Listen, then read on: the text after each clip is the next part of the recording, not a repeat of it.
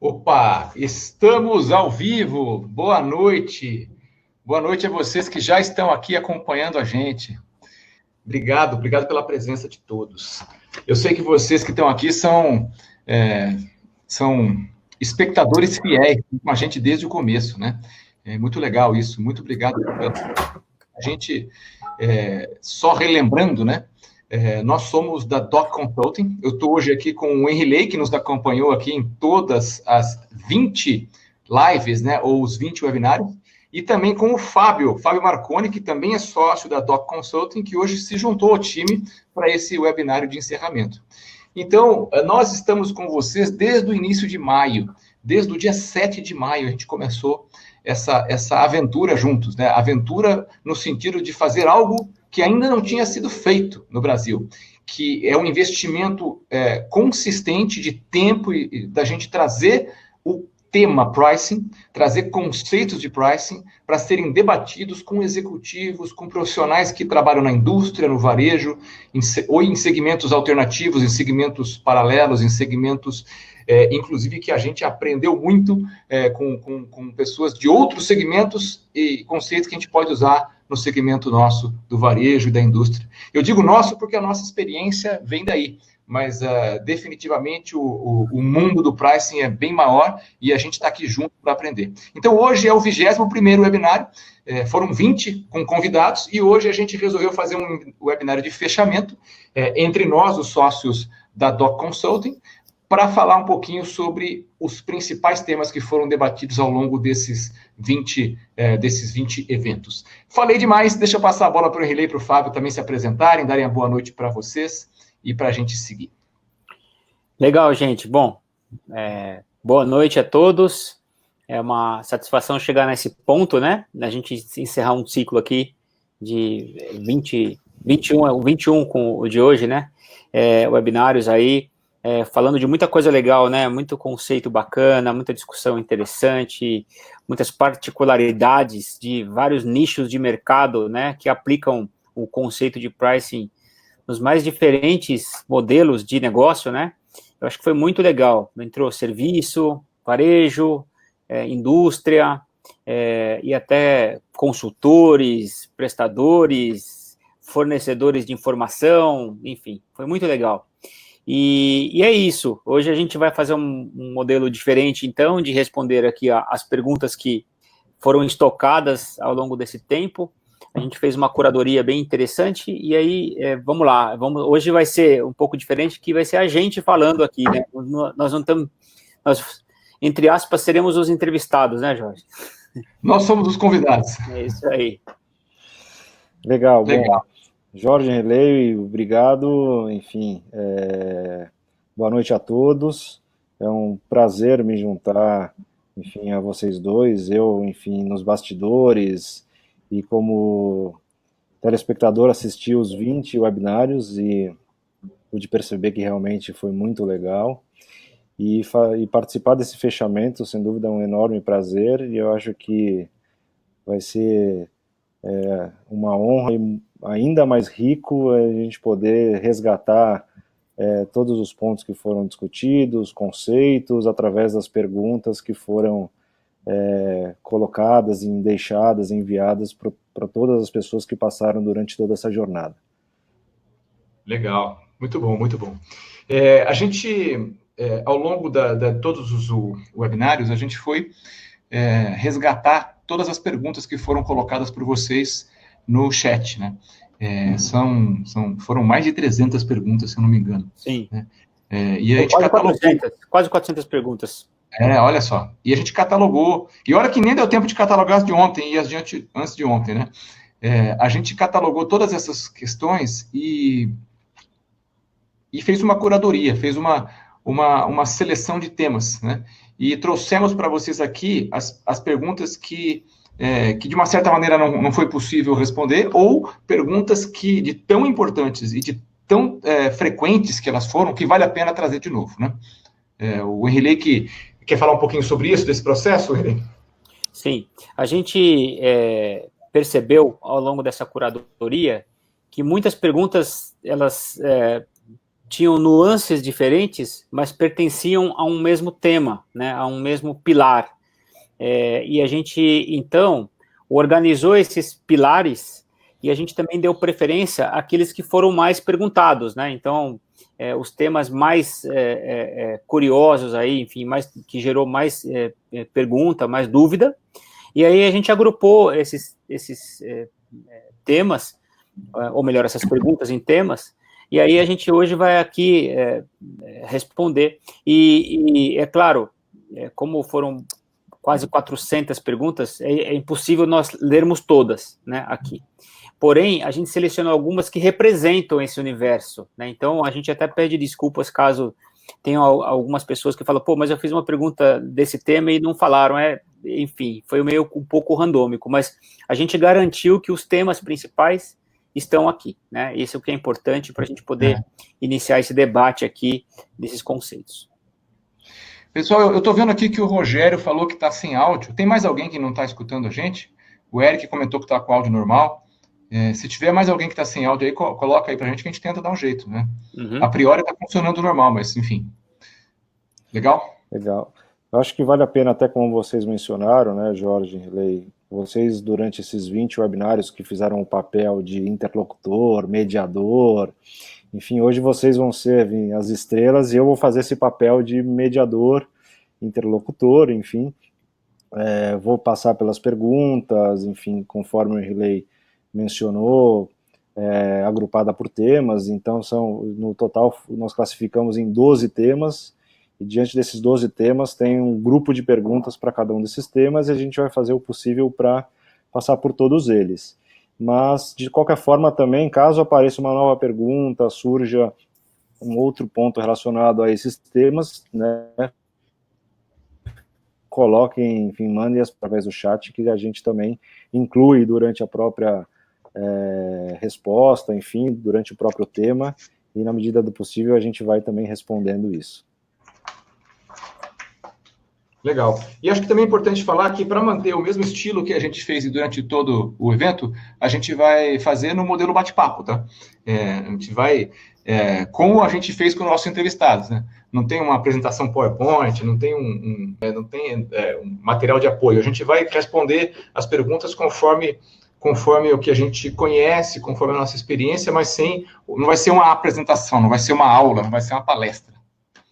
Antes de a gente começar, só estou vendo aqui alguns amigos que entraram aqui, Kleber, Canotilho, Adilson Melguizo, Macu, o Edu, o Eric, que esteve com a gente aqui em vários webinários também, enfim, boa noite para todo mundo aí, Vitor, enfim, muita gente que esteve com a gente aí ao longo dessa jornada aí.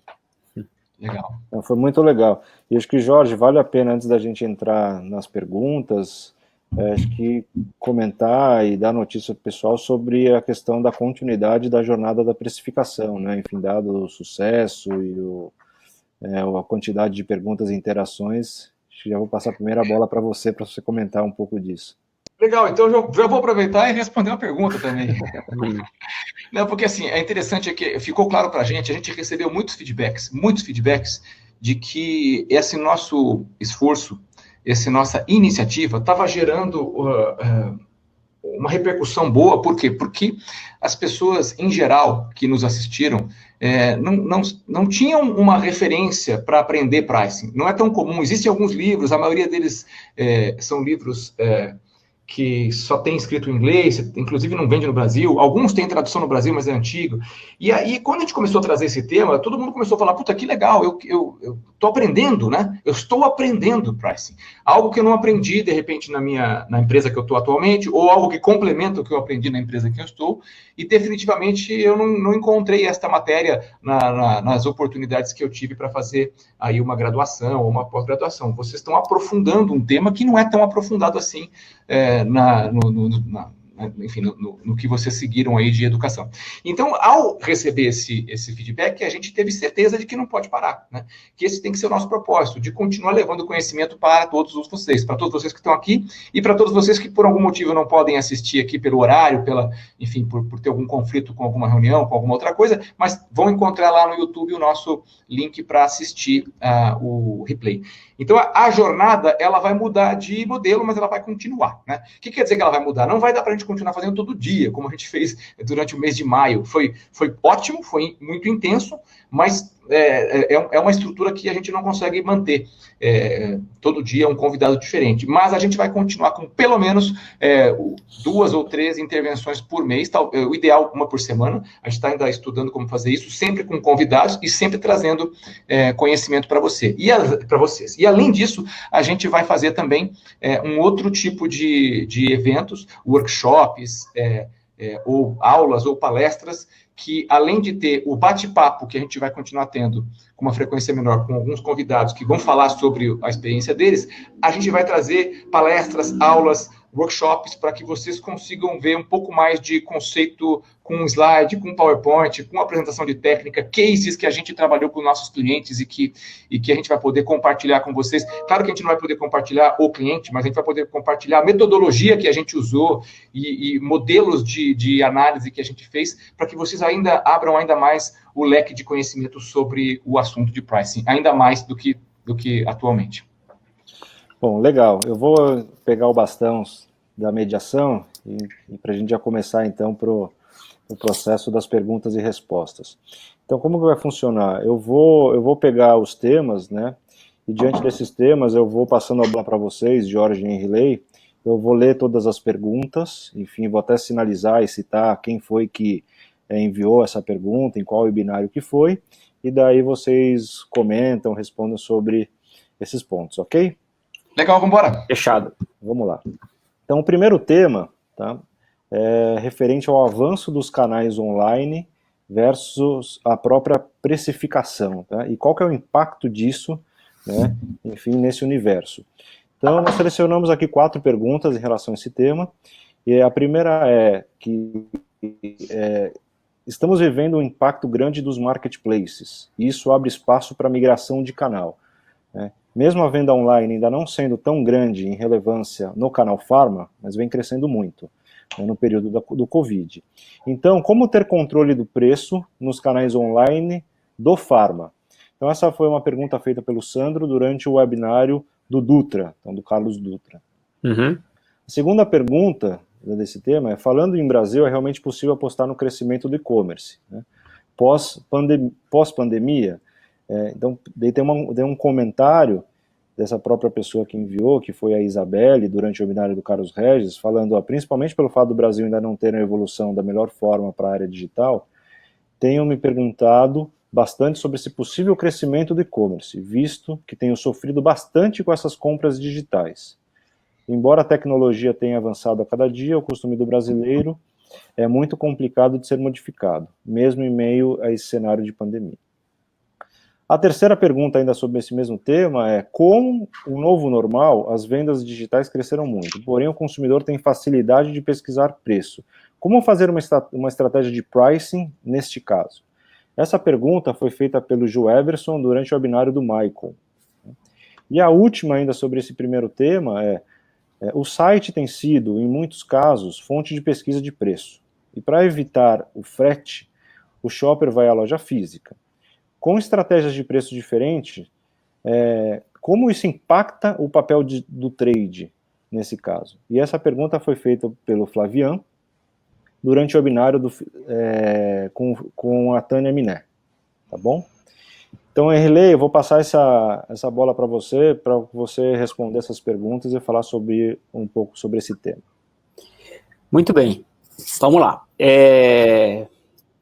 Essa questão, eu acho que o cerne das perguntas, né, desse tema está linkado a uma questão que surgiu bastante, que durante a pandemia acelerou muito esse processo de vendas nos canais online, né? Eu acho que em todos os segmentos isso aconteceu. E ficava sempre aquela dúvida de se era alguma coisa temporal, se ia voltar ao normal, se ia ser um semi-normal, ou seja, né? E as questões de pricing que envolvem esse canal ficaram muito latentes, né? Porque eu lembro em alguns webinários que foram comentados, acho que pelo Olegário, que ele viu alguns varejistas que desenvolveram um canal do e-commerce em 3 semanas, né? Então, eles não estavam preparados totalmente em relação à precificação, eu quero dizer, para se posicionar. Será que eu faço o mesmo preço da minha loja física? Será que eu faço um preço diferente? Será que quando eu vou para o canal online, meus concorrentes mudam? Será que eu preciso, enfim. E essas dúvidas são dúvidas que já aconteciam para quem estava estudando uma estratégia de multicanais, ou omnichannel, antes da pandemia, né? Só acelerou. E o consumidor também, como ele ficou ávido a comprar, e não é só no online entrar no site, muitos varejistas venderam por WhatsApp, estão vendendo, né, por WhatsApp, por outros caminhos, enfim. Então, vamos lá. Isso é um fato. Nos Estados Unidos, por exemplo, eu li uma matéria que o avanço do canal online em 3 meses foi igual ao de 12 anos, alguma coisa assim. Então, que aconteceu esse avanço foi um fato, e que vai ter algum legado de ficar isso também é muito provável. Em relação à precificação, vamos lá. Então, assim, eu acho que antes de discutir canais, é importante sempre resgatar, e talvez a gente vá falar um pouco mais sobre isso hoje, a estratégia da empresa, né? Então, qual é a estratégia de precificação que a empresa tem?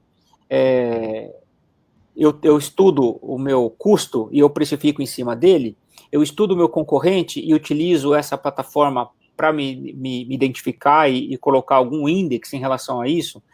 Eu me baseio em algum tipo de pesquisa de valor que eu tenho do meu consumidor. Então, dependendo do nível de maturidade, vamos chamar assim, da estratégia de pricing, é que você vai discutir o seu posicionamento de canais, né? Isso vale para a indústria também, que tem os seus diferentes canais e que muitas vezes tem conflito de canal, não é nem no online, né, do atacado contra um distribuidor. Então, quando você tem canais, você precisa voltar, discutir uma estratégia inicial e depois entender o papel dos canais. Acho que isso que vai ser fundamental. Ter diferenças de preço entre canais pode acontecer. Agora, dependendo do porquê que você formulou aquela estratégia, deveria ficar muito claro para o teu consumidor, né? Eu lembro que esse ano, quando a gente esteve na reunião lá nos Estados Unidos, foi muito discutido que varejistas estavam até vendendo mais barato no online contra a própria loja física dele mesmo, para estimular o consumidor a migrar algum consumo para esse canal online. Então, mas tinha uma estratégia por trás disso, né? Goste ou não goste, vai ter sempre um questionamento, mas existia uma estratégia. O perigo é você não ter uma estratégia mãe e não ter uma estratégia de canais. Então, eu acho que a resposta para isso é um posicionamento estratégico do contexto da sua marca, enfim, e como que você está naqueles 3 princípios que eu falei, e na sequência, como que você vai se posicionar do ponto de vista de canal, qual é o papel do canal. Eu acho que aí é que entra o segredo para as empresas se encaixarem nesse sentido, né? De uma certa maneira, Riley, é a mesma coisa que quando surgiu o atacarejo, ou quando surgiu o canal soft discount, hard discount em alguns países. É um novo canal, né? O novo canal começa a ter migração para esse canal porque alguns consumidores de shoppers entendem que esse canal entrega valor para eles, seja qual for o valor que ele entrega, né? Assim como teve os mini mercados de classe mais alta que surgiram, que explodiram aqui com o Minuto Pão e tudo mais. Quando surge um canal novo e uma parte da população acaba entendendo que esse canal agrega valor, é uma migração para ele. E abre-se uma necessidade da empresa estudar o papel desse canal no seu negócio.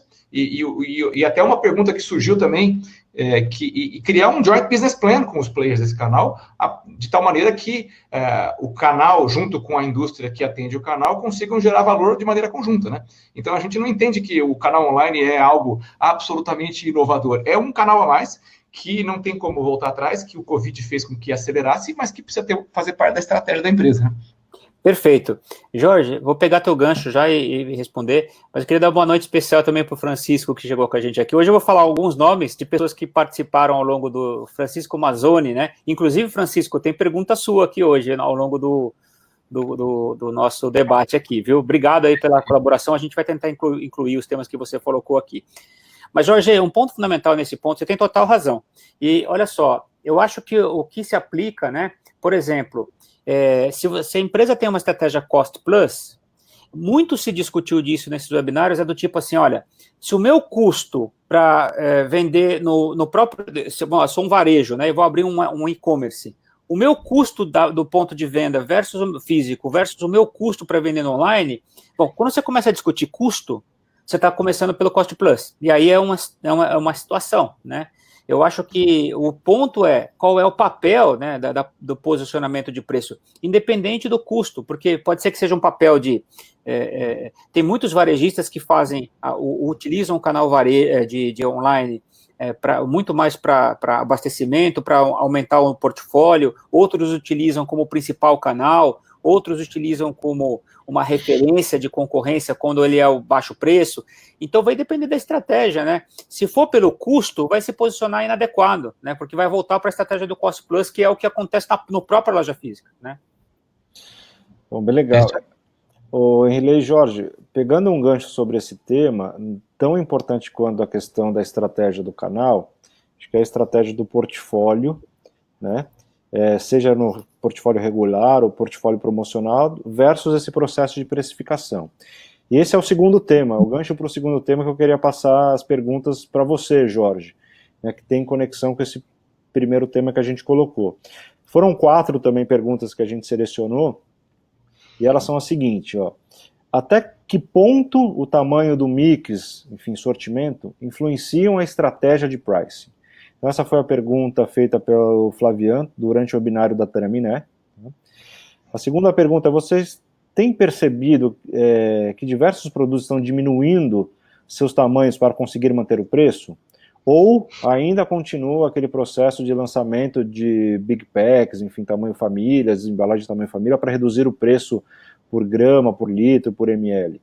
Como que vocês veem esse tipo de estratégia? Tá? Essa foi uma pergunta feita pela Tatiana durante o webinário do Sérgio Alvim. A terceira pergunta é, você entende que existe uma tendência de redução de portfólio, priorizando tamanhos, embalagens, família, visto que a redução de visita nas lojas vai ocorrer em função dessa pandemia, da migração até para o canal online? E a última é qual das 3 alavancas deve ser usada prioritariamente neste momento de pandemia? Sortimento, preço ou promoções? Essa foi a pergunta feita pelo Felipe durante o webinário do Felipe Ratanaka. Rapaz, Fabião, 4 perguntas que dá um webinário inteiro sobre isso. A primeira pergunta foi qual o papel do tamanho do mix na estratégia de preço, como que isso influencia a estratégia de preço. Isso, aí teve 2 perguntas, uma falando sobre embalagens pequenas e outra sobre embalagens família. E teve uma terceira pergunta que falou, qual que eu devo priorizar? Sortimento, preço ou promoção? Né? É engraçado, porque eu acho que essa última pergunta foi feita no âmbito de estamos na crise, na pandemia, né? Sim. E talvez eu vá começar por ela, junto com a primeira, porque é o seguinte, acredito que sortimento, preço e promoção fazem parte do composto estratégico da empresa, né? Do composto estratégico do varejo ou da indústria. Independente de ter um Covid ou que é uma crise, né? Independente da situação, as empresas de mais sucesso, elas entendem muito bem qual é o papel, né, do sortimento no seu negócio, que tipo de sortimento eles têm que ter. E o preço também, o posicionamento de preço que tem a ver com o posicionamento que a empresa tem. E a promoção como uma... Eu acho que nenhuma das 3 deve ser priorizada. O que a gente viu, as 3 devem ser, durante a crise ou fora da crise, essas 3 alavancas, você deve se remeter àquilo que está na sua estratégia e tentar entender se algo precisa ser mexido ou não em função da sua estratégia ter que ser mexida. E o que a gente viu durante todos os webinários foi, de maneira quase unânime, que todos os nossos convidados disseram, olha, agora não é hora de mexer.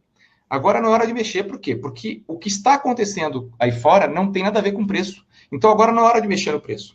O que está acontecendo aí fora não é para mexer na estratégia de preço. E o que a gente viu é que a intensidade promocional dos varejistas foi ajustada em função de evitar que a crise, que tem elementos de crise de supply, que tem elementos de evitar aglomeração e tal, que evitar que isso fosse intensificado. Então, dessas 3 alavancas, o que a gente viu foi um respeito à estratégia de mix, um respeito à estratégia de preço e uma redução na intensidade da estratégia promocional, né?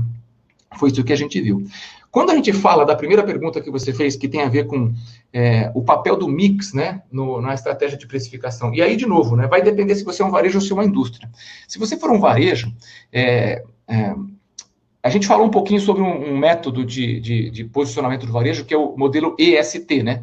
Se você se posiciona como um varejista de biggest, que é um varejista cujo diferencial competitivo é grande, ou seja, é ter um grande sortimento. Se você é um varejista que é o cheapest, que tem como diferencial competitivo ter preços mais baixos, se você é um varejista que é o easiest, que tem a ver com serviço, ou se é o hottest, que tem a ver com inovação. Você tem que voltar para a sua essência, qual que é a sua estratégia, o seu posicionamento. Se a sua estratégia, o seu posicionamento for de ter um mix mais agressivo, porque o que você oferece é variedade, amplitude de mix, então o mix está conectado com a sua estratégia de pricing nesse elemento, né? Então tem que entender do varejista qual é o formato de loja que ele tem, a bandeira que ele tem, e isso anda junto preço com mix. Inclusive, o mix é uma das maneiras que a gente tem para o varejista intensificar a sua lucratividade, porque algumas categorias vão ter um papel para ele, que é um papel que exige que ele tenha margens mais agressivas e preços mais competitivos, e outras categorias vão ser categorias em que ele pode se permitir ter um papel de rentabilizar. Então, tudo isso anda junto. É muito difícil de separar. Tudo isso anda junto e faz parte de um composto estratégico do varejista. E quando a gente olha para a indústria, eu vou falar um pouquinho das embalagens, né? Que você falou que tem as embalagens pequenas ou as embalagens tamanho família. É muito comum as empresas que têm um processo de pricing mais robusto, de usar o seu portfólio como uma maneira de entregar valor para diferentes segmentos de clientes, de consumidores, de ocasiões de consumo. Eu vou dar um exemplo, por exemplo, de refrigerante, né?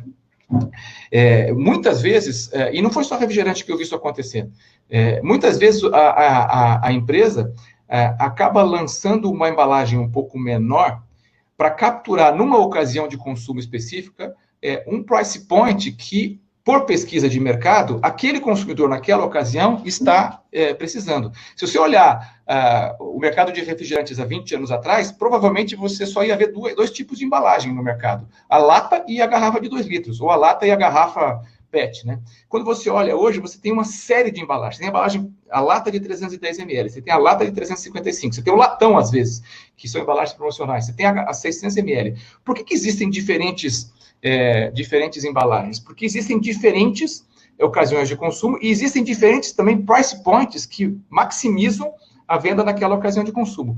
Então, muitas vezes, lançar embalagem menor é uma maneira de você conseguir fazer com que o seu consumidor consiga, pelo price point, pelo desembolso, ter acesso à sua marca e ao seu produto. Então, e para mim isso independe de Covid.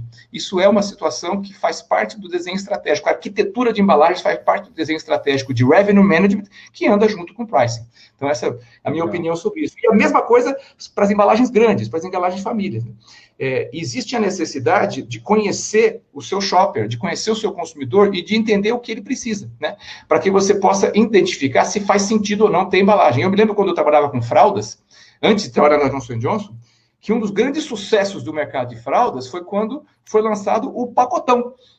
Por que foi lançado o pacotão? Porque além de trazer um ticket, ou uma quantidade que fazia sentido para o consumo de fraldas de uma família, né? Aquela quantidade era uma quantidade que fazia sentido, se permitiu também chegar num price point um pouco mais reduzido por fralda, né?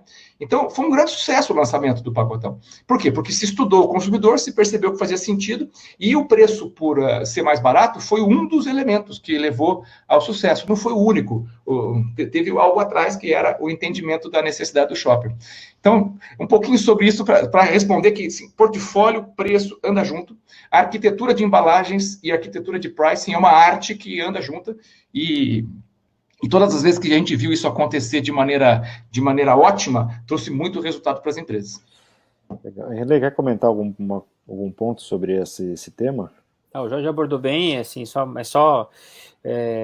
seja uma indústria ou seja um varejo, assim, a precificação e a estratégia de precificação multiplicado pelo volume vendido vai te dar uma massa de margem, né, e que vai colocar a empresa num ponto de vista de rentabilidade. Aplicar a ciência de precificação no portfólio vai facilitar muito o processo de entendimento e captação, maximização dessa lucratividade. O papel do portfólio é muito diverso, né? Vai ter produtos que você vai precisar se posicionar um pouco mais agressivo, porque são mais elásticos, tem mais concorrência, outras categorias, você tem um espaço também medido para se posicionar um pouco maior e ser um gerador de rentabilidade, né? São produtos... Então, tem que ter uma inteligência de portfólio conectado com uma estratégia de pricing. Se não fizer essa conexão muito bem feita, o que vai acontecer?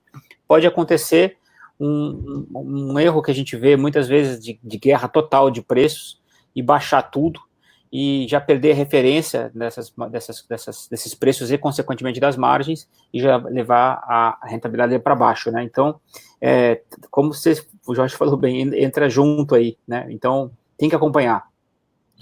Legal. Acho que, até complementando, tem um desafio também de todo esse processo, porque cada vez mais também é fato que o shopper, ele é multicanal também, né? Então, tem que ser considerado também mais um desafio em toda essa arquitetura, esse processo. Isso aí. Pegando o gancho para o terceiro tema, né, que fala um pouco também de perfil de shopper, ou enfim, tipo de consumidor, é sobre pricing strategy. Essa eu vou passar para você, tá, Henrilei? Ou seja, sobre a estratégia de precificação. Tem 3 perguntas aqui. A primeira e essa pergunta é do nosso telespectador assíduo aqui, ó, o Francisco Mazzoni, tá? Que foi feita durante o webinário do Kleber Peron. Então, é possível afirmar que o melhor mix do pricing, ou seja, a arquitetura de preço, é a equação do market share mais o custo mais o nicho, ou seja, o tipo de shopper, o tipo de consumidor, o mercado que você está inserido? Desculpa, o custo? O custo, mais o market share, mais o tipo de consumidor, enfim, o nicho de mercado, o nicho de shopper que você atende. E se existe mais alguma variável que impacte bastante, enfim, com relevância, quanto estas. Tá? A segunda pergunta é: quais as principais diretrizes para a definição clara e estruturada de um preço regular? Quais diretrizes para a eficiência promocional de fato? E ambos no universo de um varejo alimentar, então numa cadeia, numa loja de supermercado. Tá? E a terceira, e essa pergunta, desculpa, foi do Wilson, do Renato, durante o webinário do Wilson e do Wagner. E a terceira, considerando que o momento não está para movimentações em preço, né, até que o Jorge também abordou agora há pouco nesse tema anterior, como a área de pricing deveria atuar agora para o pós-pandemia? Essa foi uma pergunta feita pelo Adriano durante o webinário do José Homero, da GTEX. Legal. Bom, todas são do mesmo tema de pricing strategy, mas são ângulos distintos, né? Vamos lá no passo a passo aqui para não me estender tanto. Mas vou começar pela segunda, que está relacionada à diferença de estratégia para preço regular e preço promocional, né? Muito bem colocado isso. Eu acho que independente da empresa, né, se ela é um varejista ou se é uma indústria, eu acho que os SKUs, os produtos que a empresa comercializa, eles devem ter um padrão de preço regular, né? E consequentemente, um conceito de uma promoção é um momento que você oferece uma vantagem com algum fundamento e depois você tira, né? São períodos temporais. Mas muitas vezes a gente vê categorias que já são praticamente a promoção, ela vira o produto regular, né? E as categorias ficam... já não, aí eu já nem considero mais uma promoção, né? Ela já passa a ser um tipo de embalagem com econômica, enfim. Então, aí, se for para discutir esse tema, ele é intenso. Mas, indo para o modelo clássico, ou seja, promoção é promoção e regular é regular, é importante entender uma boa estratégia de preço regular primeiro. Ou seja, qual que é o meu posicionamento, aonde eu vou estar dentro de uma matriz de preço, entre qualidade e preço, qual é o cluster que eu vou me posicionar, o índice que eu vou me posicionar, E em função disso, aí eu faço as minhas promoções para surfar, para ganhar uma penetração de mercado, para fazer recrutamento de novos shoppers, para, enfim, fazer um ganho temporal de market share, gerar experimentação, e aí vem a promoção como um uso. E aí, para fazer isso e entender qual que é o ponto promocional adequado, existem hoje ferramentas, né, que a gente talvez vai discutir ainda aqui, de elasticidade, enfim, que vão possibilitar a empresa a entender qual que é a melhor equação de preços promocionados que dão esse ganho que a empresa está querendo, né, sem danificar a rentabilidade, ou se vai danificar um pouco, mas que tenha outros ganhos muito claros que vieram ali, né. Então, esse é um primeiro ponto. Em relação à questão que o Francisco perguntou, eu agregaria no ponto que ele trouxe também a concorrência, né, porque quando a gente fala de concorrência, é muito importante não só entender o preço do concorrente, mas também entender o posicionamento de qualidade. Tem algumas análises que compare para você saber o seu posicionamento em relação ao mercado, né? E o mercado, como o Jorge falou na pergunta anterior, quando você vai entrar numa dinâmica de entender o posicionamento de preço e do seu concorrente, clusterizar esse mercado vai ser fundamental também para separar o que a gente chama de índice de preço multiplicado pelo share price point, que a gente fala, ou seja, diferentes níveis de preço por fatias de mercado, vão agrupando concorrentes diferentes, né? Vou dar um exemplo para ficar claro isso. Se a gente pegar o mercado de água, por exemplo, né, você tem, no mesmo tipo de ml, você tem uma água a R$ 2,90 e você tem uma água, por exemplo, que custa 8, 9, 10 reais. Por ml é aquilo ali, mas aí entra um posicionamento de qualidade, alguns atributos que são diferenciais na árvore de decisão do consumidor.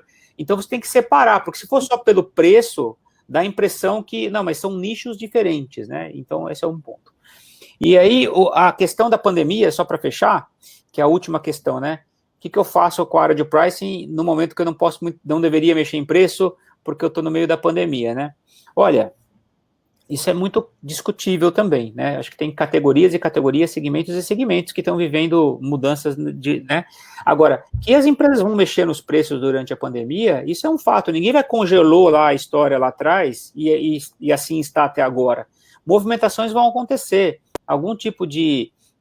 os varejistas estão vendendo, né? Eles ainda ofertam alguns produtos, né? Essas coisas acontecem. O que é importante aí entender é qual é o ponto de equilíbrio entre você ter uma estratégia de pricing, que é o posicionamento da empresa, ou entrar e surfar baixar os preços para ganhar volumes no momento que você está perdendo por uma outra razão.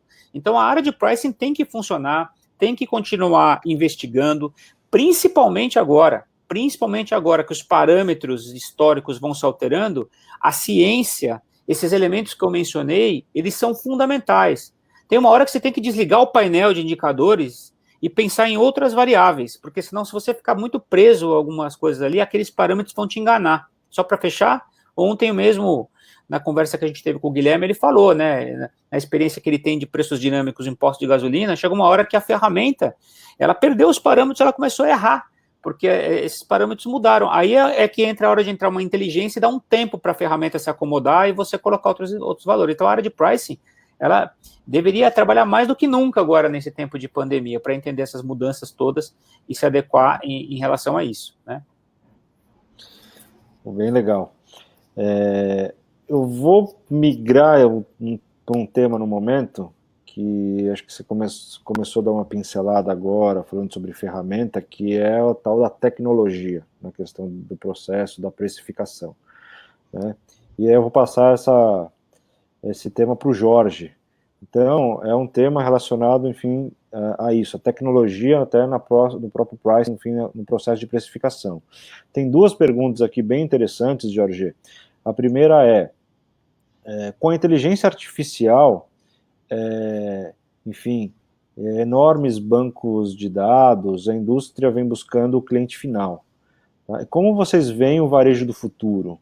Enfim, a relação varejo-indústria não vai ficar ainda mais tensa? Essa pergunta foi feita pelo Arquimedes, também que está aqui, enfim, nos acompanhando hoje, e foi feito durante o webinário do Sérgio Alvim. Grande abraço para Arquimedes aí. E a segunda é, como será o futuro da gestão de pricing com a utilização da tecnologia de Big Data, enfim, Data Science e Inteligência Artificial? O que mudará na análise de preços, concorrências, sazonalidades, novos eventos, outras variáveis dentro desse contexto? Essa pergunta foi feita pelo Jorge durante o webinário do Ramiro Melgari e também feita pelo Sérgio Mug durante o webinário com o Rodrigo Zaya. Legal. Eu acho que eu vou ser um pouco simplista na resposta, se vocês me perdoarem, mas eu acredito que o sucesso vem da colaboração entre o varejo e a indústria. É isso que eu acredito, né? Está dentro do meu DNA. Então, quando a pergunta vem de aumentar a tensão, eu já vejo um problema na pergunta, porque ela parte do pressuposto que tem que existir uma tensão e que ela vai aumentar, né? E eu acredito que a colaboração é o caminho. É claro que tem obstáculos, tem dificuldades. Agora, como é que a gente leva isso para o pricing e para a pergunta que foi feita? Porque uma das coisas que estava na pergunta embutida é o fato de que o acesso à informação vai aumentar e na pergunta estava dizendo que a indústria vai querer ter acesso à informação que está no varejo, né? Porque, de uma certa maneira, o consumidor está comprando no varejo, né? É lá no varejo que ele está deixando os seus dados, o seu CPF, o seu comportamento de compras, que é monitorado através do seu cartão de fidelidade, ou do seu aplicativo, ou do seu CRM, né? Então, o que dá a entender na pergunta é de que, mas a indústria que precisa dessa informação para tomar decisão.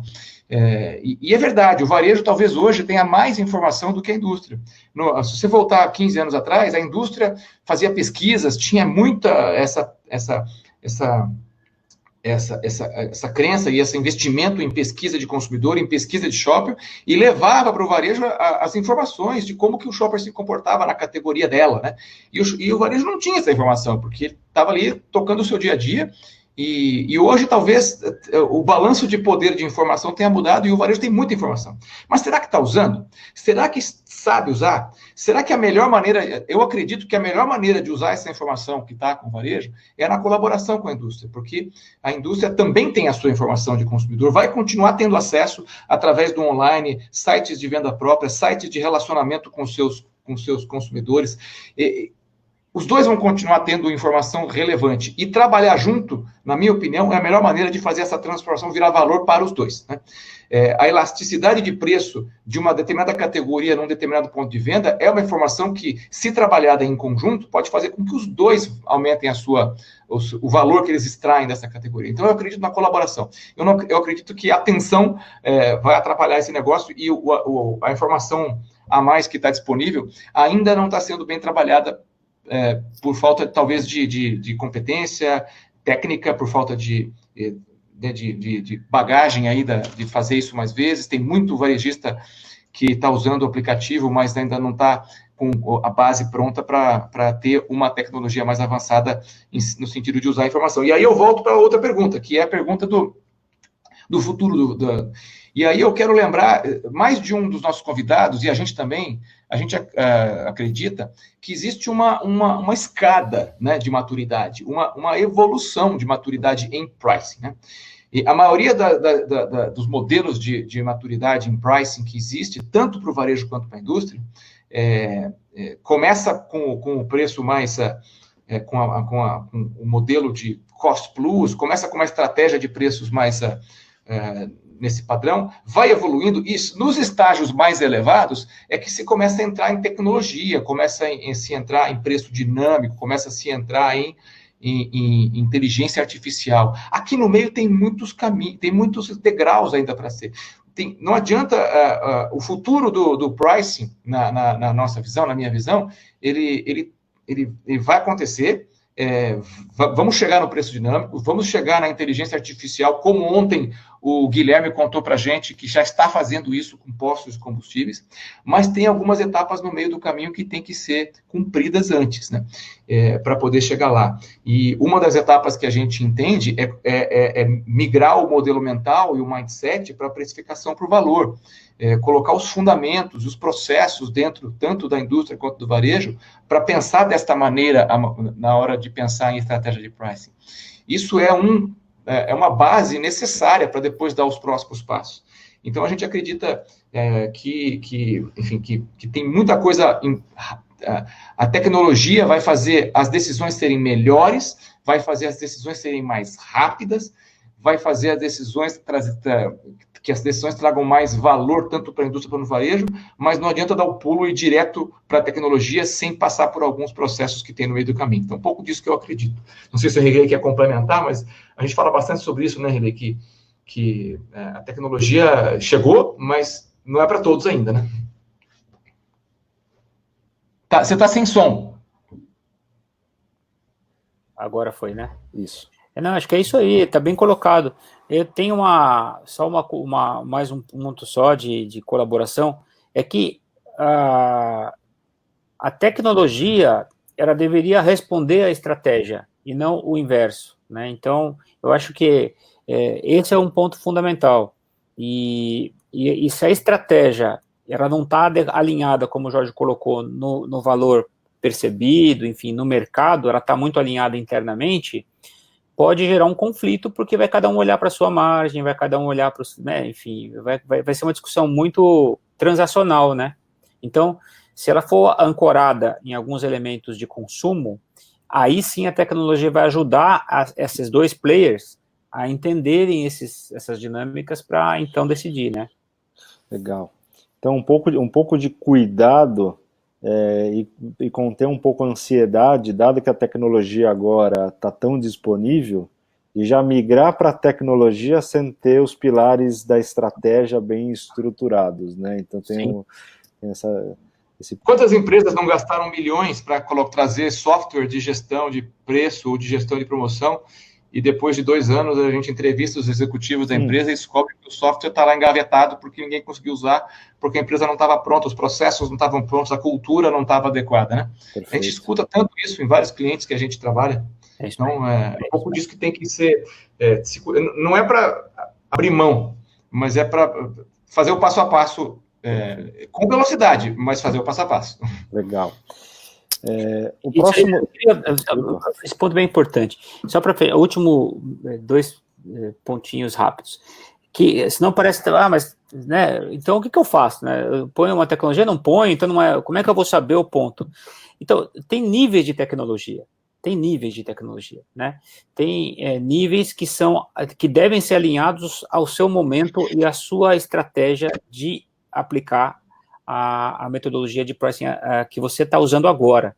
Tem tecnologia melhor para cost plus, tem tecnologia melhor para market based, tem tecnologia melhor para value based, tem tecnologia para price optimization, tem tecnologia para tudo, né? Agora, o importante, antes de discutir a tecnologia, é discutir qual é a estratégia, e aí ver o seu ponto de contato, seja uma indústria varejo B2B, B2C, B2D, né? Enfim, o que você está utilizando de apoio, você e o seu parceiro, né? Show, muito bom, muito legal.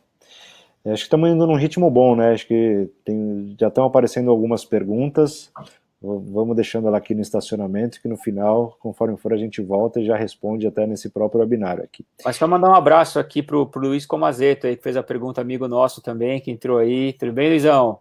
Legal, legal.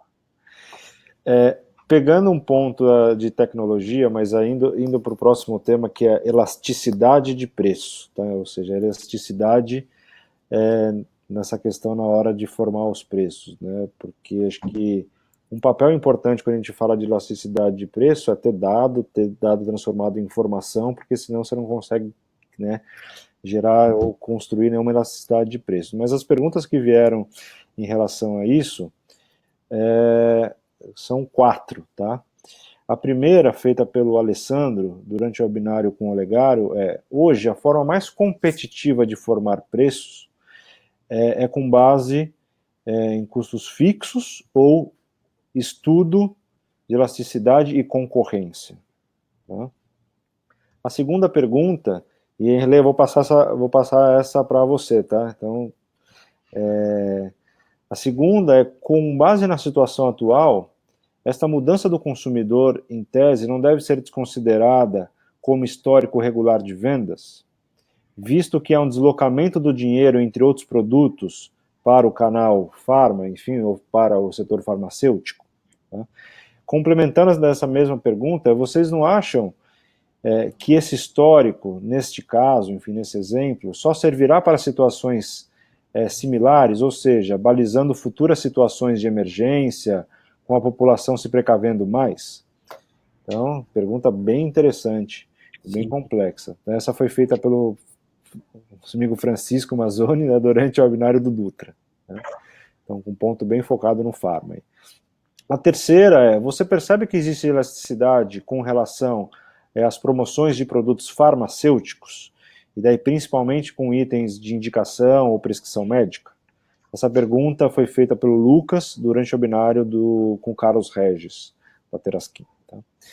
E a última, sobre esse tema de elasticidade de preços, existem ferramentas, enfim, softwares, falamos um pouco de tecnologia agora, né, onde poderíamos fazer essas análises de preços, como, por exemplo, elasticidade da demanda? Essa pergunta foi feita pelo Rodrigo durante o webinário do Kleber Peron. Relei, está com você a bola. Bom, desafiadora, né? Eu acho que, antes de entrar nesses detalhes dessas perguntas, porque tem nuances aí de canal farma, tem nuances do custo e tem nuances também de migração temporária de indicadores da pandemia, né? Então, vamos lá.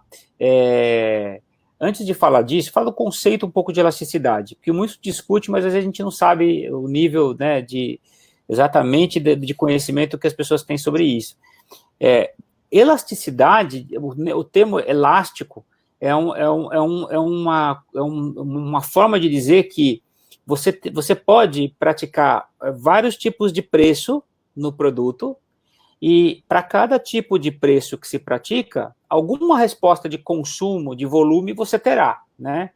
E quando você começa a fazer muitos exercícios de levantar esses dados de quando você estava praticando esse preço, você teve essa resposta, outra aqui, e agrupa numa metodologia estatística, ele te oferece, né, uma resposta para avaliar se aquele produto, a relação dele e do preço tem uma aderência ou não, ou olha, uma elasticidade é muito baixa, ou inexistente praticamente, ou ele é muito elástico, ou seja, qualquer movimento de preço que se faz tem variações altas de volume, né? Então, aqui se identifica as diferentes categorias, como a gente falou há um tempo atrás. Muita gente fala assim, mas tanta coisa acontece, né? Dentro do mesmo ponto de venda, se choveu, se não choveu, se fez calor, se fez frio, se tinha ruptura naquele dia, se tem uma promoção do concorrente, se a loja... Enfim, se tinha trânsito, então como que você vai isolar tudo isso e ver só que o preço é que fez aquele movimento, né? Bom, então, eu acho que o importante é sempre dizer isso. Estatisticamente, você consegue, agrupando uma série histórica, a eliminar esses outliers todos e entender o seguinte, né? Algum nível de resposta ao preço tem. Se não existisse nenhuma, você poderia colocar qualquer preço que teria o mesmo volume. Não, ele tem elementos, vai variar de categoria para categoria, de produto para produto. Então, fazer esse exercício traz à luz descobertas muito ricas, preciosas para as empresas entenderem a relação do seu preço com o mercado. Esse é um ponto de conceito. E agora, pegando esses três elementos. O primeiro fica um pouco fácil, né? Se é melhor ir pelo custo ou melhor aplicar esse tipo de conceito, né? Não tenha dúvida que quanto mais você traz visão de mercado e visão de consumo e de resposta do negócio, ela é muito mais fundamentada que olhar somente uma equação financeira.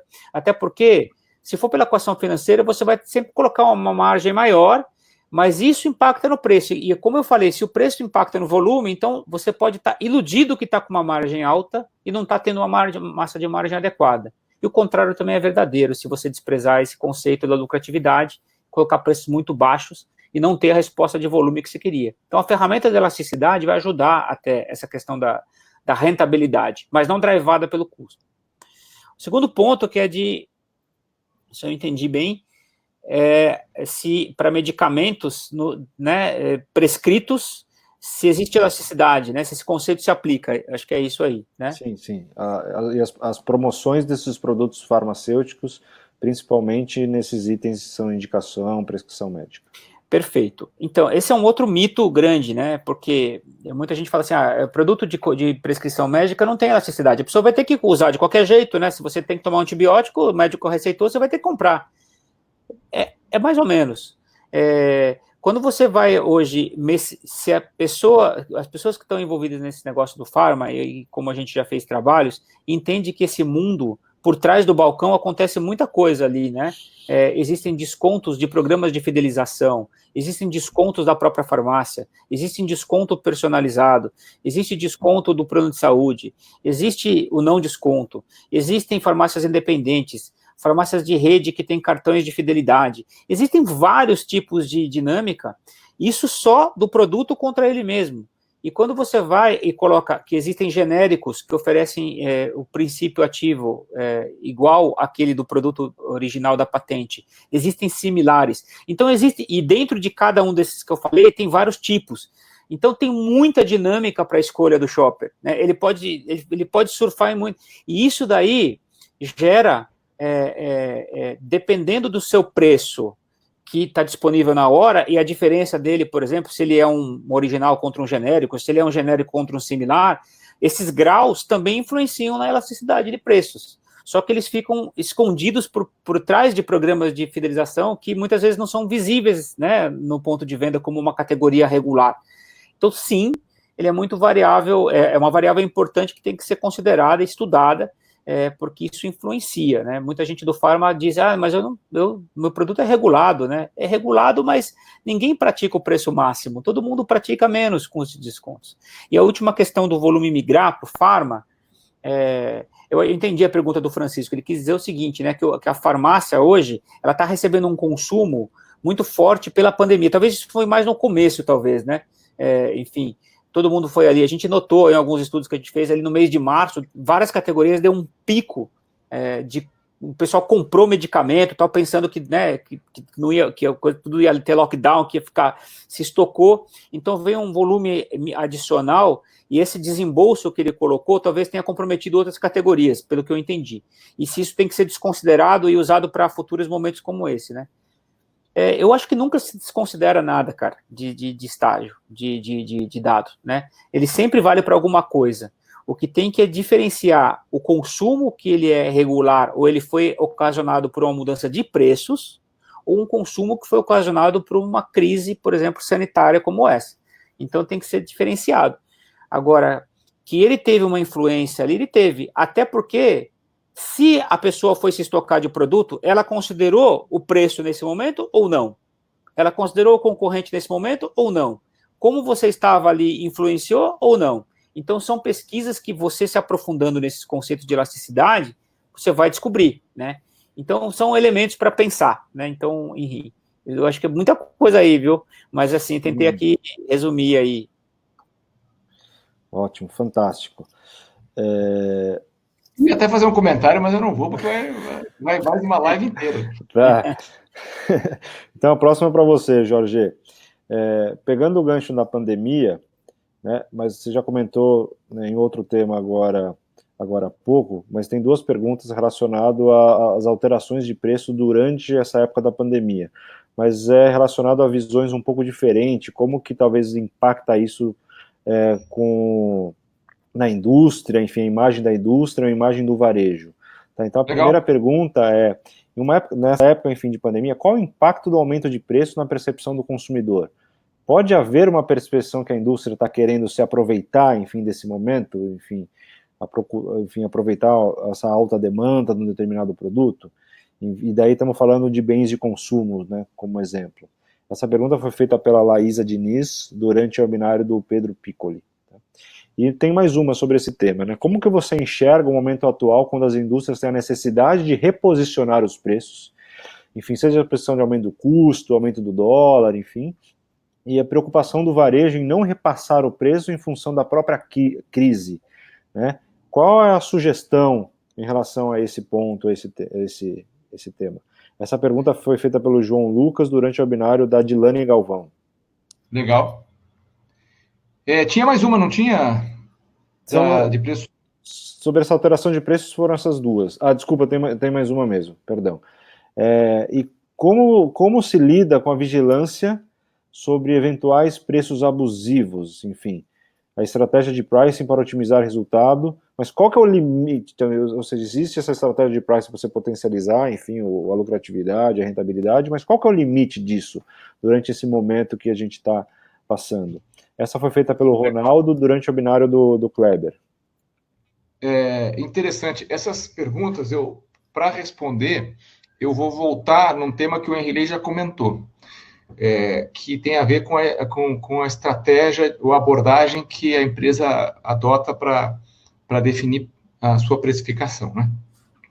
A primeira, eu já vou descartar. Eu vou dizer o seguinte, se a empresa está aproveitando da situação para aumentar preço, não apenas o consumidor vai manchar a imagem, assim como em alguns países, em alguns governos, em algumas, até em plataformas como a Amazon, isso é proibido, isso é banido, né?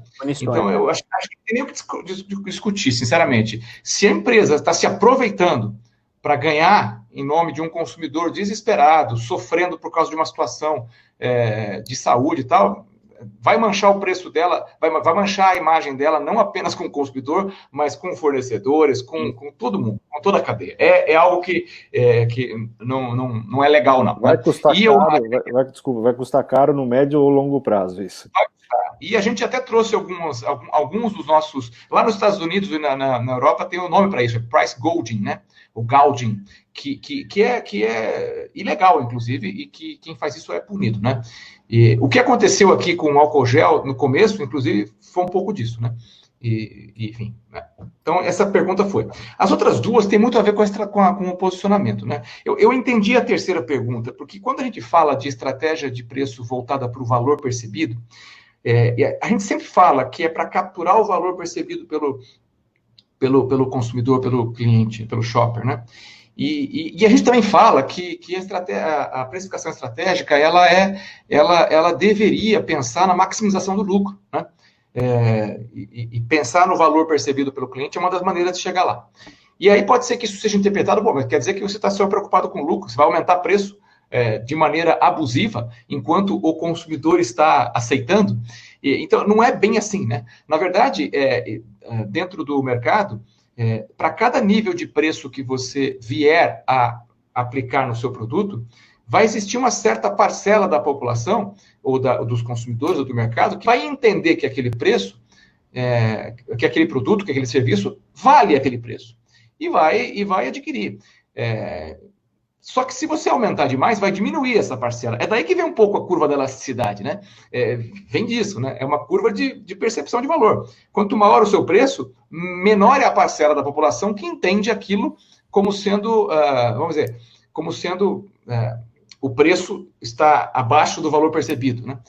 Então, o que eu entendo é o seguinte, não é uma questão de ser abusivo, é uma questão de entender o seu consumidor, segmentar o seu mercado e perceber qual o valor que o seu produto e o seu serviço traz para cada segmento desse mercado. E, ao entender esse valor, oferecer esse valor aos consumidores, que vão remunerar você por esse valor que você está oferecido.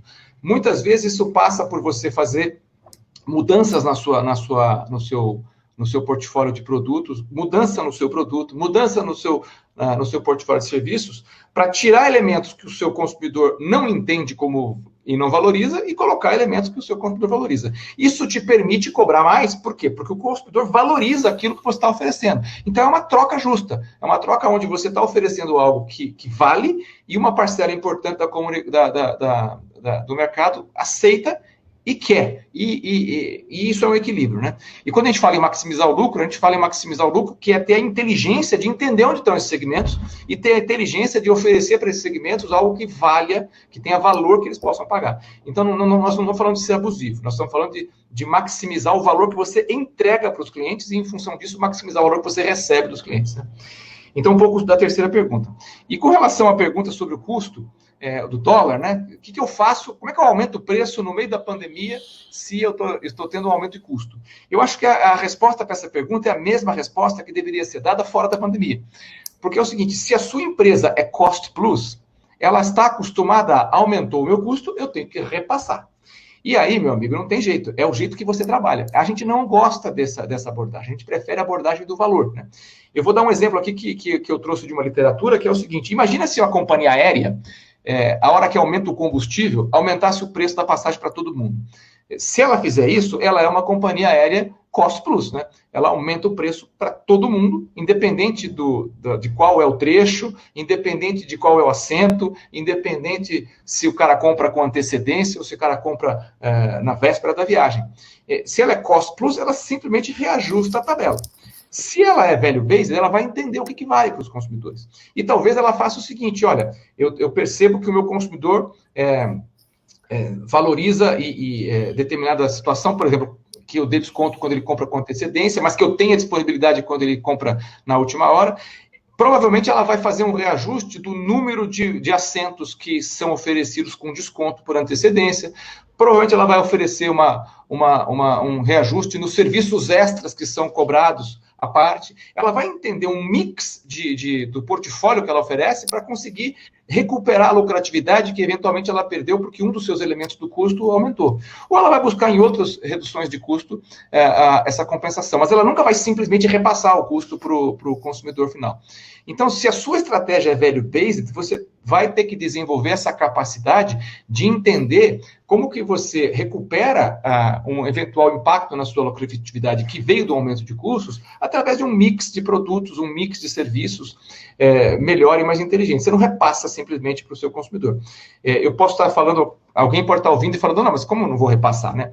Eu quando trabalhei com refrigerantes, a gente tinha que repassar preço de tempos em tempos. Mas como é que a gente fazia? A gente estudava o canal, a gente estudava a embalagem, a gente estudava aonde que fazia sentido, aonde que o consumidor poderia ainda continuar enxergando valor naquela determinada embalagem, naquele determinado canal com um repasse, quantos centavos esse consumidor conseguiria entender. E aí algumas embalagens você conseguiria ir mais, outras menos, e se fazia uma análise para poder entender como que eu faço para recuperar eventualmente algum elemento de lucratividade. Mas, principalmente, a gente analisava como é que eu melhoro o mix das minhas embalagens mais lucrativas. Porque se eu melhoro o mix da minha embalagem mais lucrativa, se eu faço ao invés de eu simplesmente pensar em aumentar preço, eu pensar em melhorar o meu mix da embalagem mais lucrativa, eu consigo recuperar minha lucratividade de outro lugar.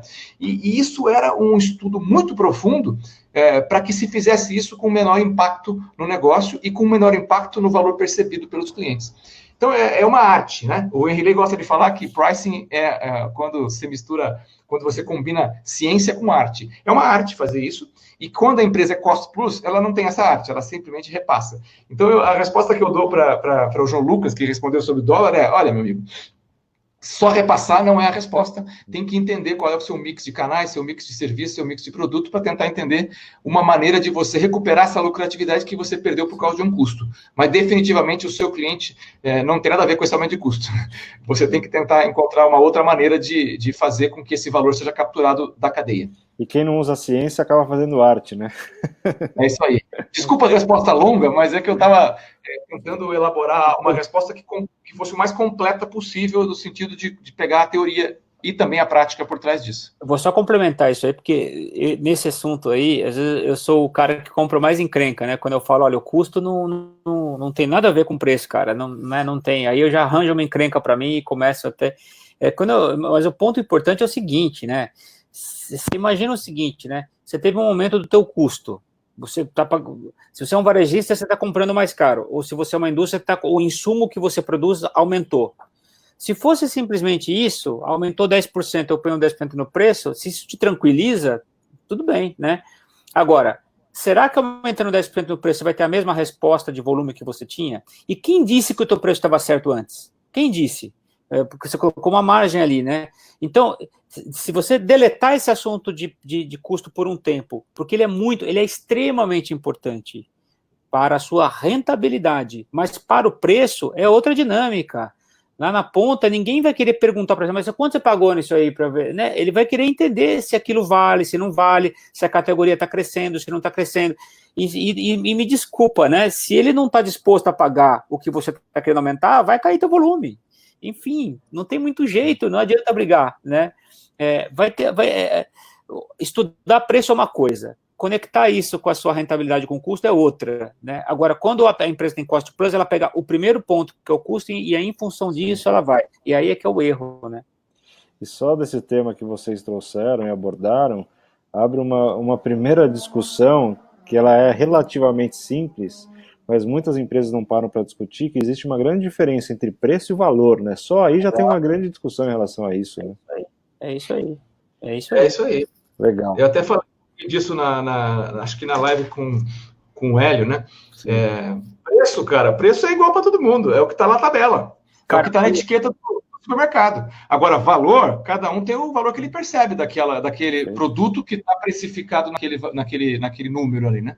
Valor é individual. E aí a arte da precificação é a arte de você conseguir entender nos diferentes segmentos do seu mercado como cada um deles percebe valor nos seus produtos para poder maximizar a entrega de valor e, consequentemente, a captura de valor desses segmentos. Só para dar uma dimensão disso, rápida, eu li um artigo, né? Eu não sei se foi no ano passado ou no ano retrasado. O número de papers e de estudos de pricing foi maior do que o número de papers e estudos de curas para o câncer. Olha quanta ciência que existe para estudar isso, né? Então não é simplesmente assim. Tem muita coisa aí no meio, né? E tem muito dinheiro na mesa, né? Eu indo pelo ralo. Exatamente. Legal.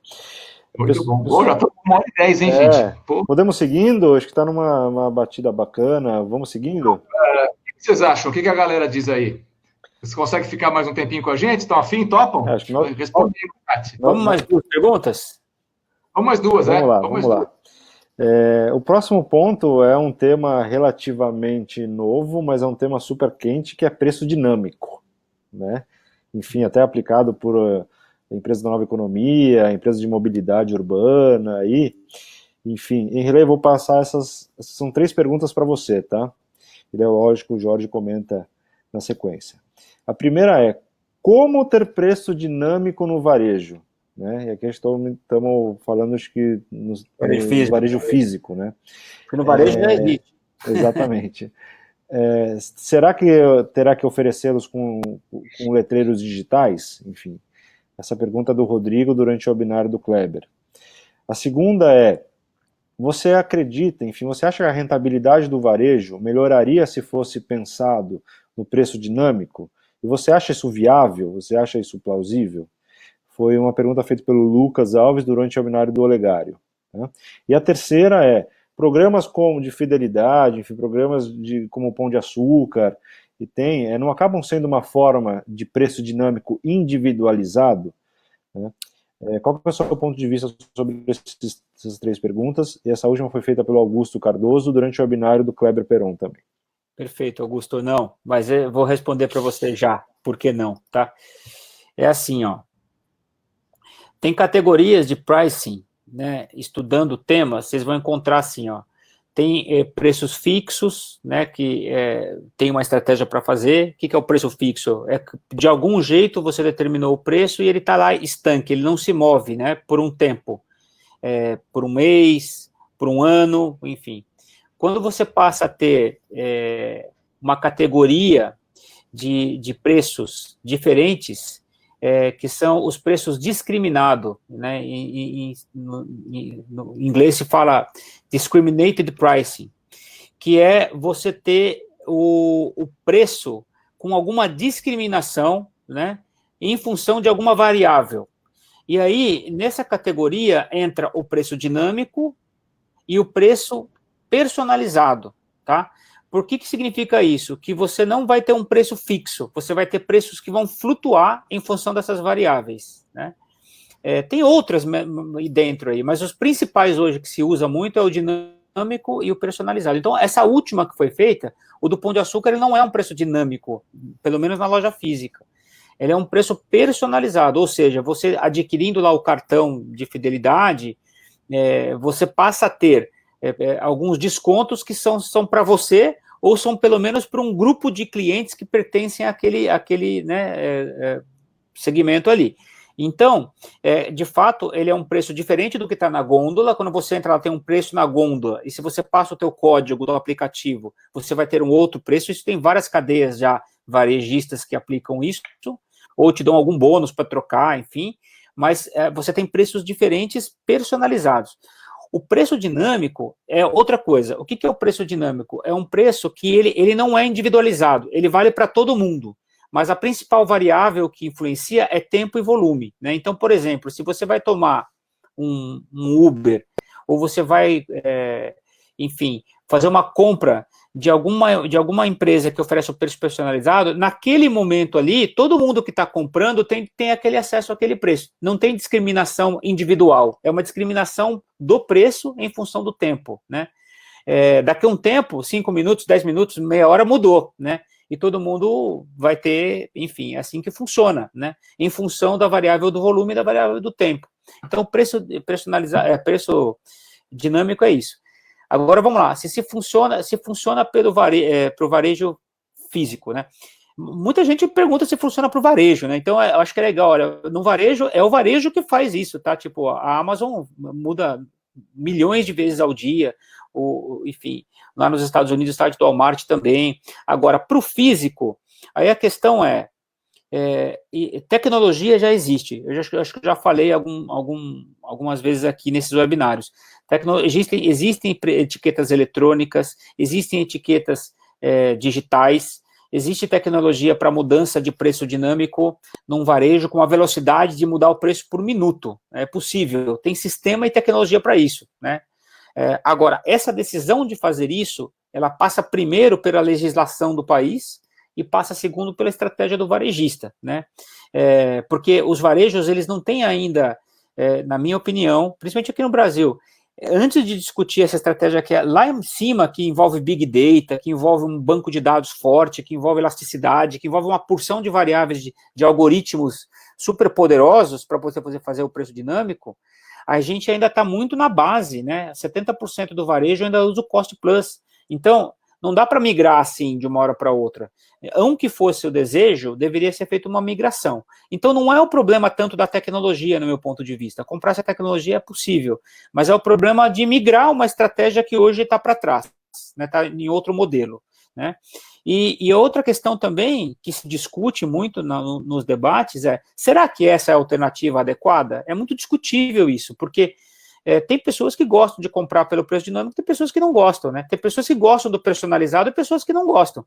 Como é que você se sente quando você vai comprar um produto no supermercado, por exemplo, e que você vê que o cara da frente ali teve 30% de desconto num queijo, ou num vinho, ou num produto, e você não teve? Você gosta, né? E você tem claro como obter aquilo? Às vezes não, né? Mas tem pessoas que gostam, né? Tem pessoas que... Então, você teria que pesquisar o teu consumidor para ver se ele está preparado para esse tipo de discussão. Então, eu acho que, assim, respondendo, é possível fazer preço dinâmico no varejo físico? Sim. É viável? Hoje, talvez não, né? Não é pela tecnologia, é por essas questões que eu falei. É bom fazer? Vai ser bom? Vai ser adequado? Isso é discutível, né? Isso é discutível. Eu acho que vale uma discussão boa, e vale uma pesquisa primeiro, um entendimento se isso é inovação, se isso é simplesmente, né, qual que é o fundamento disso.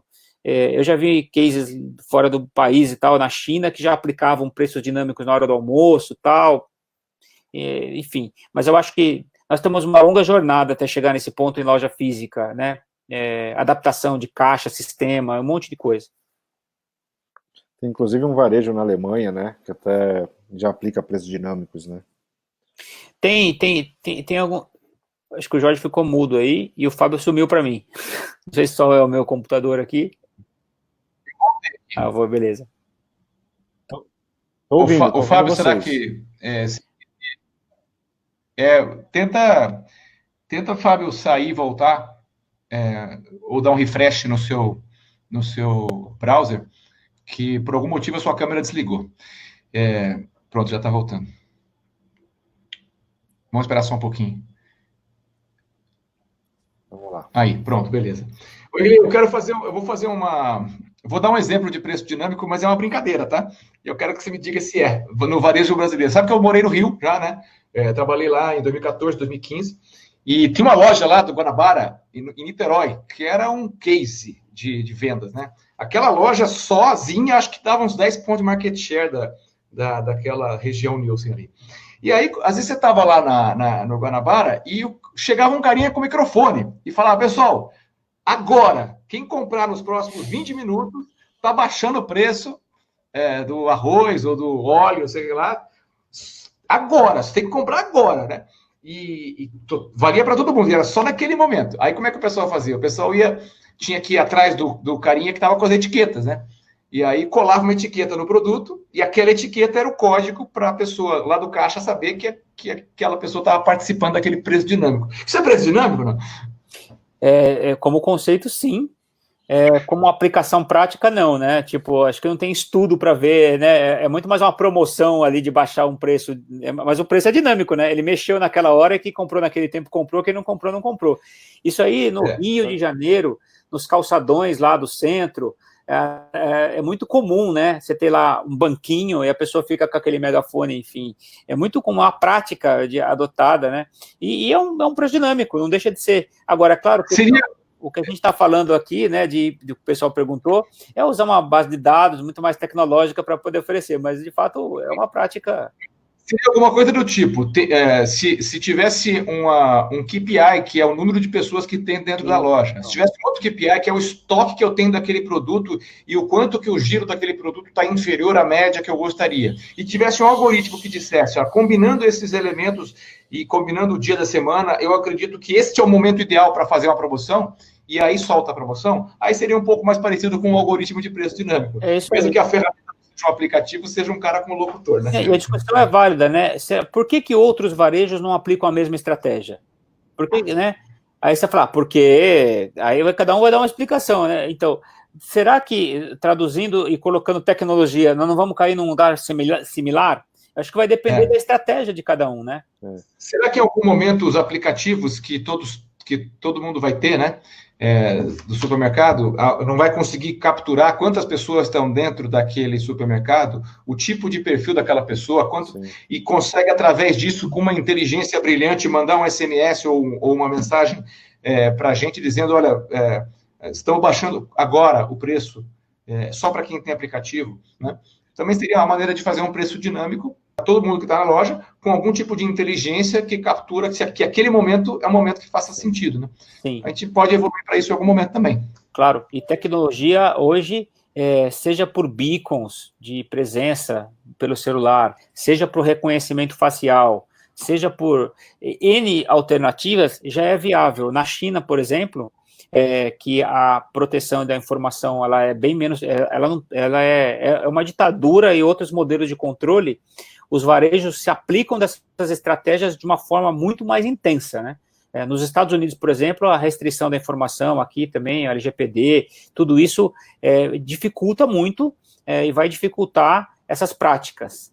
Mas a tecnologia avançou mais rápido do que essa decisão estratégica, né? Então, mas é verdade. Isso aí. Conhecendo um pouco os varejos e a maturidade de alguns, principalmente, né, acho que está muito mais para uma estratégia ou uma tática de marketing ou de trade do que uma estratégia de precificação, né?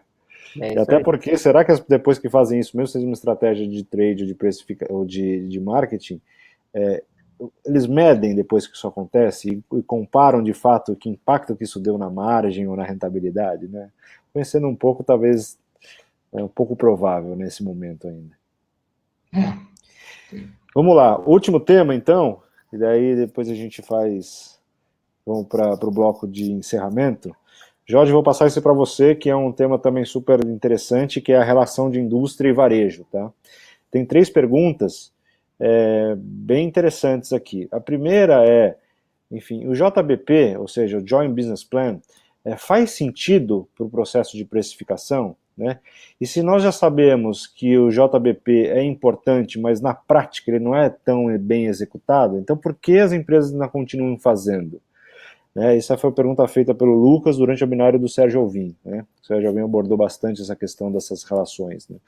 A segunda parte da diferença de preço que existe em um ambiente de um varejo para o outro, enfim, das diferenças de preço entre os varejos do próprio segmento, não é originário, não é fruto causado pela indústria, que tem descontos, enfim, tabelas de preços diferentes, tá? essa foi a pergunta do Vanberto Fernando, durante o webinário também do Sérgio. E a terceira, volta de novo do tema da pandemia, mas em relação desse ponto indústria e varejo, o varejista respeita, enfim, o range, o intervalo de preços proposto para a indústria durante esse momento da pandemia, ou em busca de novos clientes, enfim, de novo volume de vendas, o varejo não tem feito ou praticado preços predatórios nesse caso. Uma pergunta do Robson durante o webinário do Felipe Ratanaka, da Johnson & Johnson. Legal. Vou começar pelo JBP, né? Assim, eu prefiro não abordar essa questão de por que fazer, né? Se não é respeitado. Eu acho que é uma tecla que a gente tem que continuar batendo. E essa coalizão estratégica entre varejo e indústria, é difícil de encontrar casos em que ela funciona na sua plenitude, mas ela deve ser sempre a meta a ser alcançada, na minha visão, né? E faz sentido o JBP com pricing? Eu acho que faz todo o sentido, né? Primeiro porque pricing é o elemento, a gente já falou sobre isso, né? De todo o composto, o mix de marketing, tanto da indústria quanto do varejo, pricing é aquele que tem maior potencial para alavancar os resultados. É aquele que tem o maior potencial para alavancar a lucratividade, principalmente do varejo, que costuma trabalhar com uma lucratividade de uma certa maneira baixa quando comparada com outros segmentos. Mas também da indústria, que muitas vezes, em função das cadeias, dos elos que tem entre eles e o consumidor, também acaba ficando com uma fatia pequena da lucratividade. Se pricing é um dos elementos que mais agrega lucratividade para os negócios, ele deveria ser um dos elementos que se discute num Joint Business Plan para aumentar o valor que aquela combinação indústria e varejo vão capturar do mercado, né? Então, acho que deveria fazer parte, acho que faz todo sentido ele fazer parte, tanto pelas estratégias promocionais, que fazem parte, às vezes, da parte mais tática do Joint Business Plan, quanto para discussões mais estratégicas. Eu vou dar um exemplo, né, para vocês. Quando a gente vai nos Estados Unidos, desculpa se eu uso muito o exemplo de refrigerante, porque ele é fácil para todo mundo entender e eu tenho experiência bastante nisso, né? Quando a gente vai para os Estados Unidos, se você for num supermercado ou hipermercado nos Estados Unidos, dificilmente você vai conseguir comprar uma garrafa de 600 ml de Coca ou de Pepsi. Você vai ter que comprar o pack inteiro. Não vende isolado. Com exceção da geladeira que tem no caixa. E quando você vai ver o preço dessa bebida gelada que tem ali, é muito mais caro do que o preço do pack. Quando você vem aqui no Brasil, você vê sendo vendido por unidade e num preço bem baixo. E sendo vendido na geladeira também por um preço bem baixo. Aí eu vou dar um passo para trás e falar, poxa vida, mas essa ocasião de consumo, de tomar na hora ali o refrigerante, por que o cara está comprando da geladeira? Para tomar na hora, né? Qual é o outro lugar em que ele podia satisfazer essa mesma necessidade? No bar, na padaria, em alguma loja de shopping que tenha ali perto, que tenha, como é que chama? De fast food, o preço é outro. Por quê? Porque está se cobrando e está se capturando valor pela conveniência. Por que a indústria e o varejo, e eu tentei fazer isso já e não consegui, mas talvez essa fique a dica aí. Por que a indústria e o varejo não conversam um pouquinho de transformar esse mercado, né? Vamos fazer diferente? Vamos fazer o seguinte, se a gente vender só o pack dessas embalagens, a gente vai conseguir capturar mais valor do pack. Por quê? Porque as pessoas vão comprar mais, vão levar para casa, vão consumir mais, vai aumentar para você, varejista, vai aumentar para mim, indústria. Por outro lado, se há conveniência que está ali, que é caro para você, que é caro para mim, de ter uma geladeira, um ativo colocado ali, de ter energia, você está prestando um serviço, que tal se a gente conseguisse vender ali com um valor um pouco maior? O consumidor que está consumindo, ele vai ver valor naquilo. Seria uma maneira de fazer um joint business plan que tem a ver com venda de produtos de mais rentabilidade, entrega de um valor ou de um serviço para o consumidor. Esse é um tipo de conversa que pode se ter entre um varejista e uma indústria para aumentar o valor do seu negócio. E eu citei um exemplo. E tem outros tantos que navegam aí o mundo das bebidas e tem outros tantos que podem navegar o mundo de produtos de higiene, produtos de beleza, como a construção de cantinho do bebê que se fazia na Johnson & Johnson, ou de Baby Care Center, que se fazia na Procter & Gamble. todas essas são maneiras de você conseguir entregar mais valor para o seu shopper e um mix mais rentável. Então, eu acho que o JBP tem que falar de preço, sim, tem que falar de range de preço, e se não é respeitado é porque não tem uma conversa de valor, né? Independe da pandemia. E respondendo à última pergunta, eu acredito que, pelo contrário, eu acho que tanto varejista quanto indústria estão evitando fazer preço predatório. Porque não faz sentido fazer preço predatório no momento onde tem uma crise de supply, que tem uma crise de saúde, que tem as pessoas estão querendo evitar o número de idas ao mercado. Não faz sentido. Eu estou vendo muito menos preço predatório. E quando acontece, via de regra, é por falta de alinhamento e falta de conversa entre varejo e indústria, né? Então, acredito que na crise isso tende... É uma crise que já dura 100 dias, né? Então, está virando história antiga, né? Mas essa pergunta deve ter aparecido lá no começo. Então, acho que não. Acho que não é por aí, acho que não está acontecendo. Tanto o varejo está muito preocupado com não passar essa imagem para o seu consumidor, quanto a indústria está preocupada em não provocar isso. Legal. E eu acho que esse exercício, essa conexão entre varejo e indústria, você diminui um pouco aquela questão da relação transacional, né? De eu só te dou preço se você me der volume, só te dou volume se você me der preço. Enfim, migrar um pouco essa discussão, colocando mais inteligência nesse processo. Você sabe que eu lembrei de uma coisa? Range de preço, né? Esses dias eu fui comprar cápsula para minha máquina de café, né? E tem uma cápsula da Starbucks, né? Que está sendo vendida no supermercado. Cara, é o mesmo preço em qualquer supermercado que você vá. Em qualquer bandeira. Se tem ali, é o mesmo preço. É o mesmo preço, igual. Por que eles conseguem fazer o range de preço e outros não conseguem? Exato. Eu acho que tem a ver com alinhamento estratégico, tem a ver com execução, com uma boa negociação e com valor agregado, né? Aqui tem valor para o ponto de venda que tem aquela marca ali, tem um valor para ele oferecendo aquilo. Então, ele concorda com manter e não oscilar o preço. Então, acho que tem um pouco por aí também. Uma boa negociação, uma boa conversa e um bom alinhamento, né? E um produto que agrega valor tanto para o consumidor quanto para o ponto de venda. Muito bem, pessoal. Acho que passamos por vários temas muito relevantes. Ficaram ainda alguns temas, eu acho que fica o nosso compromisso de abordarmos, enfim, próximos webinários, enfim, até uma próxima sessão no futuro de Doc Responde, né? Eu, infelizmente, perdi no histórico aqui as perguntas que apareceram no chat, enfim, mas também acho que vale a pena, a gente vai capturar.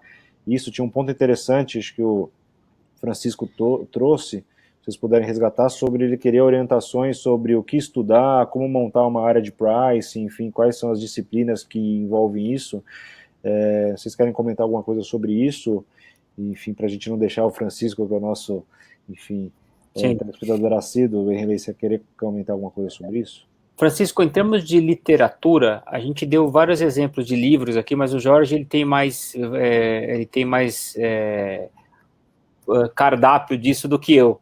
Eventualmente ali, puxa essa pergunta lá no nosso grupo do Telegram, que eu acho que você está lá, e ali a gente pode indicar literaturas, eu posso indicar também alguns vídeos, né, alguns cursos de formação digitais, tá? Em relação a outro lado também, vai cair um pouco no que a gente vai falar agora, né? Como, talvez na abertura a gente falou, não sei se estava todo mundo, mas a gente vai continuar com esse modelo aqui de trazer essas discussões na jornada da precificação, trazendo convidados, mas também a gente vai abrir algumas vagas em breve para alguns workshops onde a gente vai explicar as nossas metodologias mesmo, né, usar cases, e talvez isso seja muito fundamental. Lembrando que nós temos 5 pilares na nossa metodologia, né, o Price Strategy, o Price Structure, o Price Policy, o Price Monitoring e o Pricing Governance, que entra essa parte de processo. Então a gente vai sempre abordar um desses pontos e vai trazer exemplos. Então pode ser um caminho também, tá?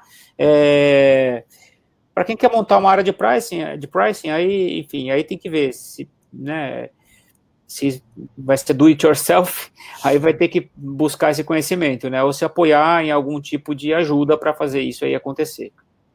Perfeito. Eu sugiro assistir lá no YouTube o webinário que a gente fez com o Afonso, da Casa e Vídeo, porque ele teve experiência de montar área de pricing em pelo menos 2 empresas do zero, né? Uma foi a Skin Cariol e a outra foi a Vigor. E aí ele falou bastante sobre esse processo, sobre o tempo que demora e tal. O do Rodrigo Zaia assim, também, né, Jorge? Oi? O do Rodrigo Zaia também. E o do Rodrigo Zaia também, que trabalhou junto com o Afonso em alguns momentos na carreira e que também teve essa experiência. E se ainda assim tiver dúvida, manda uma mensagem para a gente que a gente entra em contato, né? Literatura, cara, eu tenho um monte de livros, alguns não tem em português, mas a gente coloca lá no Telegram, tá? Tem bastante livros sobre pricing, mas não tem tantos em português. E a gente coloca a literatura ali para vocês. Muito bem, pessoal. Agora, o que a gente está pensando em fazer é pegar um pouco desses conceitos que tem nesses livros e começar a trazer para vocês através dos nossos webinários também, né? Então, daqui para frente, a gente vai ter alguns webinários do tipo bate-papo, como está sendo esse, como foram os outros 20. Vai ter alguns workshops, onde a gente vai apresentar a nossa metodologia, e vai ter, eventualmente, algumas aulas esporádicas, onde a gente vai trazer, de repente, um dos tópicos, vai trazer um dos livros e vai dizer, olha, o que esse cara está dizendo é isso. E aí, isso vai agregar também para vocês. Então, acompanha a gente no YouTube, acompanha a gente no Telegram, continue no grupo do Telegram, que ainda vai ter conteúdo lá. Acompanha as nossas redes sociais, o LinkedIn e o Instagram, que é onde a gente está mais ativo, que vai sempre ter conteúdo novo ali. Legal? Isso aí. Muito bem, ótimo. Pessoal, obrigado. Então, vamos encerrando. Acho que ultrapassamos a barreira de 1h30 aqui. Então, vou me despedindo. Para quem ficou, obrigado, parabéns. Vou me despedindo, enfim, né? Daí passo a bola final para o Jorge para o Henrilei. Boa noite, muita saúde para todo mundo aí, cuide-se. E até o próximo Doc Responde. Um abraço, pessoal. Valeu, Fabião. Obrigado aí pela ajuda, aí pela condução. Para nós foi uma posição diferente aqui hoje ficar respondendo, né? Mas foi legal. Bom, pessoal, então fica assim, ó, vamos acompanhando as nossas comunicações nas redes sociais e no grupo do Telegram. O grupo do Telegram é legal porque ali fica mais dinâmico e tal. Até soltei um vídeo lá hoje, né? A gente deve fazer mais disso também. Enfim, fica lá aberto, tá? E aí a gente vai em breve publicar novas datas aí, né, Jorge, para a gente estar se encontrando de novo. É isso aí. Em breve. Valeu, pessoal. Se cuidem aí. Fiquem bem. Até a próxima. Um abraço. Obrigado pela presença. Até a próxima. Tchau, tchau. Valeu.